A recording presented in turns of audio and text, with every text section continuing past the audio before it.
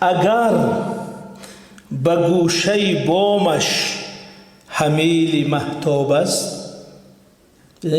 اینجا که بلند است که مهتاب میاد سری نگیسه ده میشیند.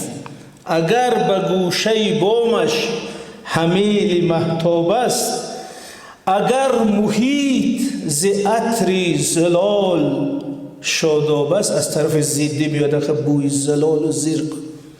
اگر بنفشه به بالین عاشقان خواب است، اگر زبان روانش چو گنجی نایاب است، اگر همه خیرد و فضل و علم و آداب است، یقین بدار که اینجا دیار ورزاب است.